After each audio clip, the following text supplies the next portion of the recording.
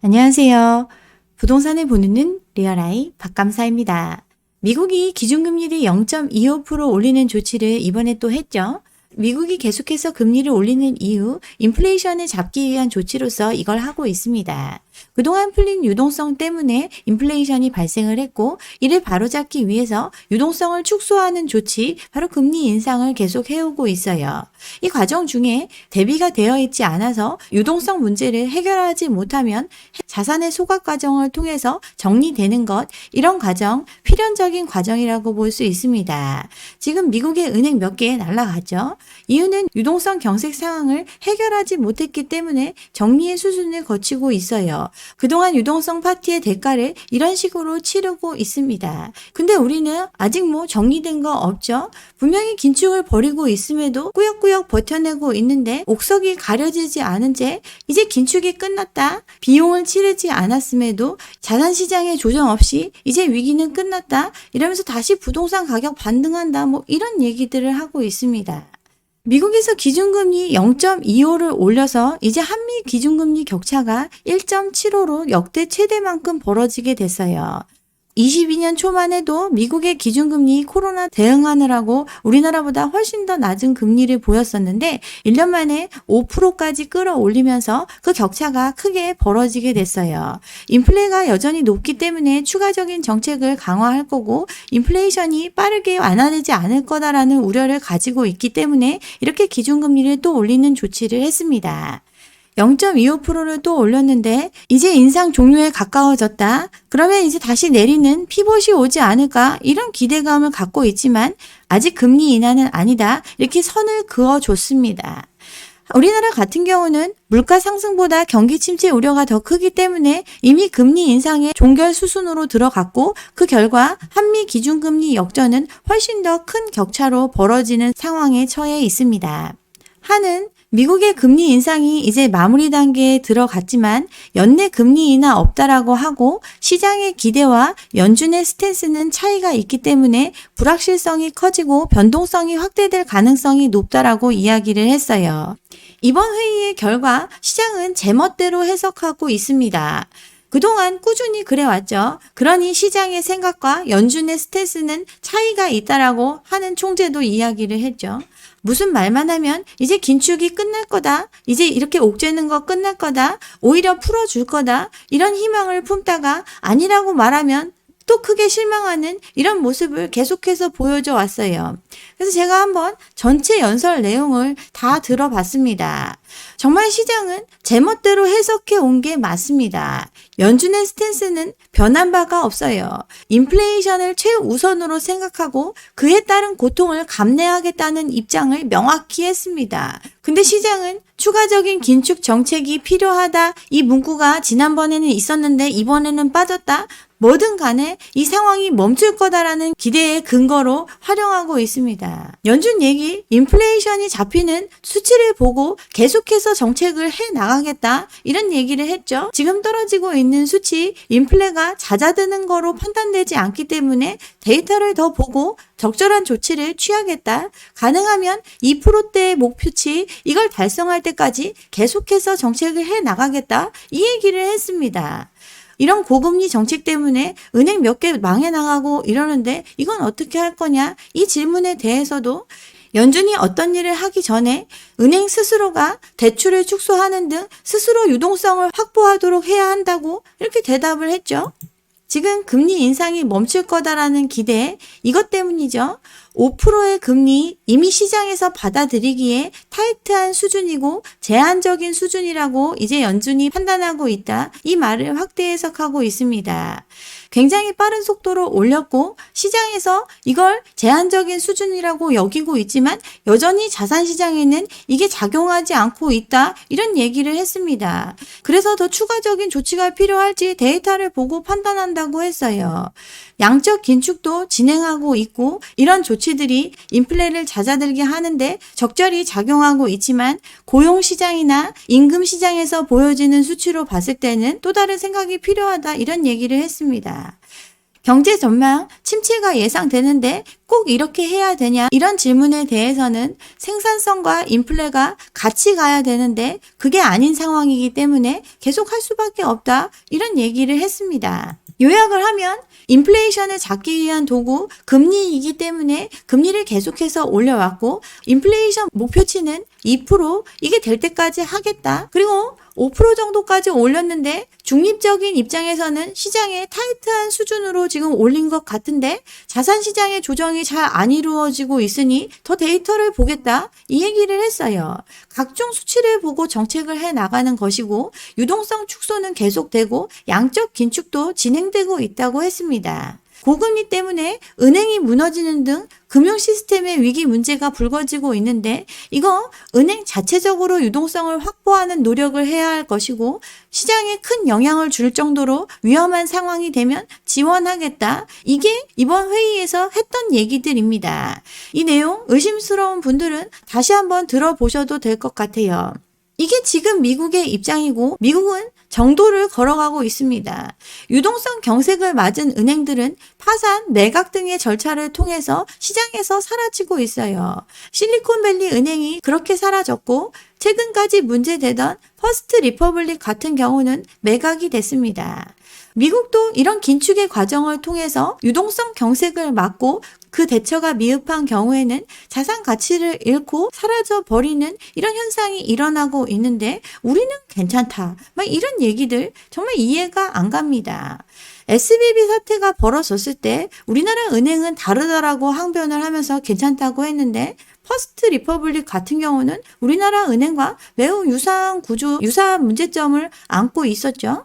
실리콘밸리 은행 미국의 16위 정도 하는 은행, 큰 규모의 은행이었는데 파산을 했습니다. 그동안 유동성이 풍부하던 시기에 스타트업 기업들 많이 성장할 수 있었죠. 이런 기업들을 대상으로 예금을 유치하고 대출을 해주던 은행이었어요. 받았던 예금의 대부분을 장기 국채에 투자를 했는데 수익률이 떨어지니까 손실이 쌓였죠.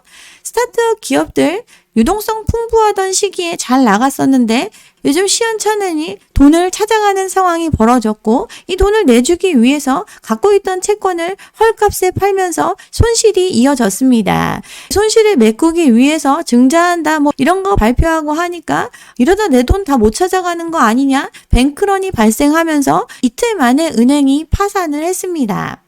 미 역사상 두 번째로 큰 규모의 은행 파산이라는 점에서 글로벌 금융위기를 촉발시킬 수도 있었던 이 사태 어쨌든 일단락이 됐어요. 이런 상황까지 오게 된 거 돈이 필요한 상황에서 유동성 경색을 겪었기 때문이죠.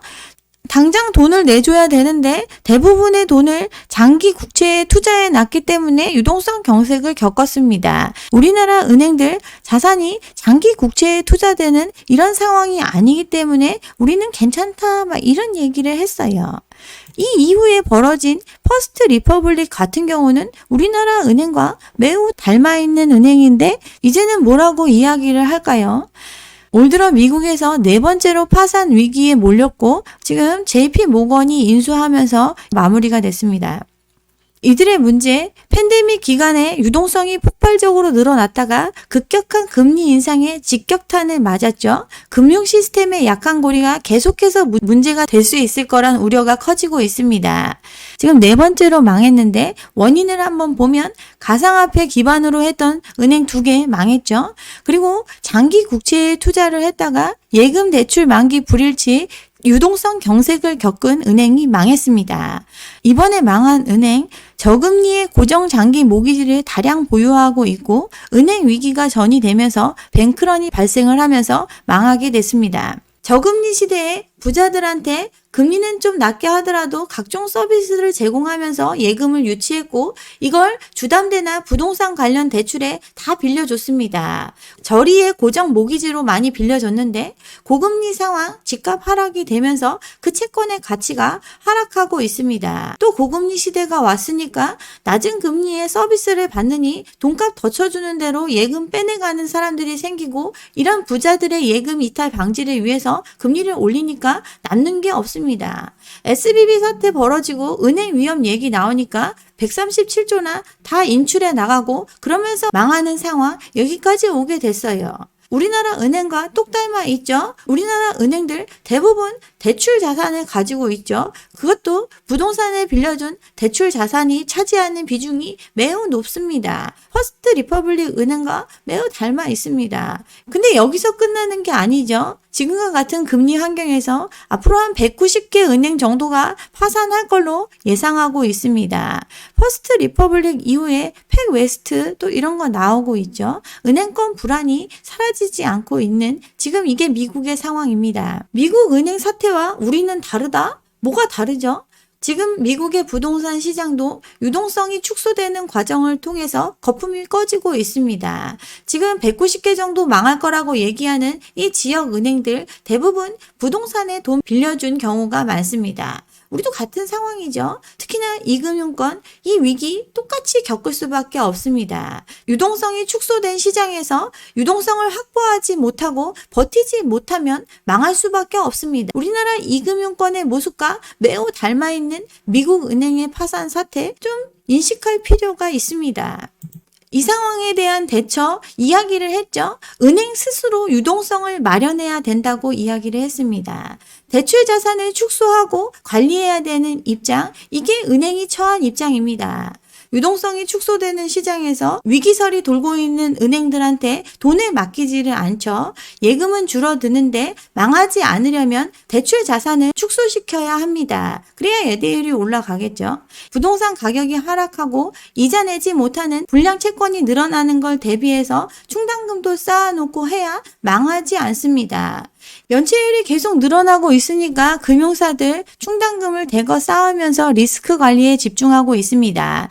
지금 빚을 갚지 못해서 채무 조정을 신청한 취약차주가 1년 전보다 44%나 급증을 하고 있습니다. 그나마 유예해주고 정책금융으로 대환시켜주고 이러고 있지만 근본적인 문제가 해결되지 않기 때문에 연체율이 더 늘어날 수밖에 없고 은행이 이 충격을 흡수하려면 역대급 충당금을 쌓아야 하는 건 당연하기 때문에 이런 조치를 하고 있어요. 근데 이금융권 같은 경우는 문제가 심각합니다. 저축은행 지금 적자를 내고 있어요. 2014년 이후에 9년 만의 일이죠. 카드사들, 여전사들 연체율이 급증하고 수익은 대폭 감소하고 있습니다. 연체도 엄청나게 늘어나고 있는 상황이에요. 가게한테 돈을 빌려주고 그 이자 놀이를 해왔는데 가게에 감당할 수 없는 빚을 지고 있는 상황이고 이 문제가 현실로 나타나고 있습니다. 지난 3년간 코로나 대출 이자 상환 유예 조치가 오는 9월에 종료가 되죠. 이러고 나면 연체율은 더욱더 치솟을 수밖에 없습니다. 다가오는 부실을 막기 위해서라도 충당금을 추가 적립해야 된다. 그래서 지금 하고 있는데 이 손실을 막아내는 것 대형 은행들은 버텨낼 수 있겠지만 이금융권 짜잘한 은행들은 정말 버텨내기가 힘듭니다. 저축은행 연체율 5%가 넘어섰고 건전성에 빨간불이 들어왔죠. 79곳 중 55곳이 3개월 이상 연체가 최대 6%가 늘어났어요. 기업대출 연체율도 가파르게 상승하고 있습니다. 이금융권 기업대출 잔액 팬데믹 전후로 80% 넘게 급증을 했는데 이 연체가 가파르게 상승하고 있어요. 소형 금융사의 부실 연쇄 충격 위험이 시장에 드러나고 있습니다. 저축은행들 이제 주담대 중단을 했습니다. 집값 떨어지면 회수가 불가한 채권이기 때문에 아예 대출을 안 해주고 있어요. 중도금 대출, 전세 대출, 경락자금 대출 등 주담대는 아예 자취를 감췄죠. 가계담보대출 같은 경우 90% 이상을 연 10% 이상의 이자를 적용해서 겨우 빌려주고 있습니다. 저축은행 같은 경우 부동산 담보로 돈을 빌려줄 때 거의 감정가의 80%를 빌려주죠. 집값이 20%만 빠져도 빌려준 돈을 돌려받을 수가 없습니다. 부동산 경기 하락 국면에서는 이런 대출을 해주지 않거나 아니면 해주더라도 금리를 크게 올릴 수밖에 없습니다. 여기에 저축은행들 대출을 중단한 또 다른 이유가 있죠. 유동성이 그만큼 부족하기 때문에 못 빌려주고 있습니다. 보다 안전한 1금융권에서도 연 4에서 5% 이렇게 준다고 하니까 2금융권의 예금이 대규모로 빠져나갔습니다. 수신받은 돈보다 빌려준 돈이 더 많아지면 돈 맡긴 사람들 돈 찾는 게 어려워질 수 있고 이런 얘기가 터져 나오면 뱅크런으로 이어질 수 있기 때문에 지금 예금이 줄은 만큼 대출도 축소해야 되는 그런 입장에 처해 있으니 대출을 중단을 했습니다. 여기에 경기 침체, 기준금리 인상 등으로 원리금을 갚지 못하는 사례가 속출하고 대출의 연체가 늘어나고 있으니 대출 자산의 부실 문제도 안고 있습니다. 이금융권 전세 사기의 PF 문제도 안고 있죠. 최근에 부동산 가격 하락하고 역전세, 깡통전세 이런 문제가 불거지고 있는데 이 부분에도 이금융권 물려 있습니다. 전세 사기 대책으로 경매를 지금 유보시키겠다고 하고 있죠. 경매를 유예하면 여기에 돈 빌려준 금융기관도 직격탄을 맞을 수밖에 없습니다. 경매를 통해서 부실 채권을 정리하고 대출금을 회수해야 되는데 이 절차가 유보됐습니다. 전세 사기 피해 주택 상당수가 새마을금고, 수협 이런 상호금융을 통해서 대출이 실행이 됐죠. 1금융권에서는 이런 주택에다가 그만큼 돈을 안 빌려주기 때문에 저축은행, 상호금융 등 2금융권에서 대부분 대출을 해줬습니다. 그래서 이 문제까지 얽혀 있어요. 이런데 미국 은행과 달리 우리는 아무 문제 없이 아무런 대가도 치르지 않고 버텨낼 수 있을까요?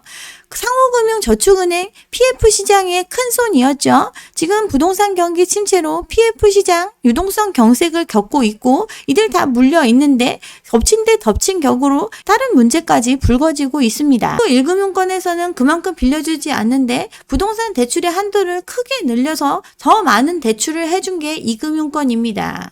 이게 좋아질 상황이 아니죠. 그들이 가지고 있는 자산, 이런 대출 자산의 부실 문제가 커지고 있는 환경인데 이들에게 돈 맡기는 사람들 불안해서 많이 맡기지도 않고 있습니다. 수신 예금은 줄어들고 갖고 있는 대출 자산은 부실해지고 있는 상황, 이게 안전한 상황일까요?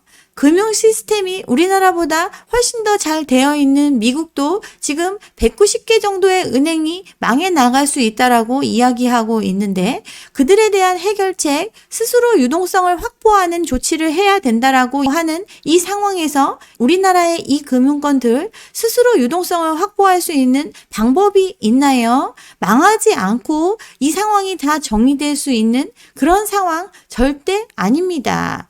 그런데도 미국에서 기준금리 인상 이제 멈춘다면 이 시장은 안정화될 거고 다시 좋아질 수 있을 거다. 이런 생각, 지금의 문제를 간과한 생각이 아닐까 한번 생각해 볼 필요가 있습니다.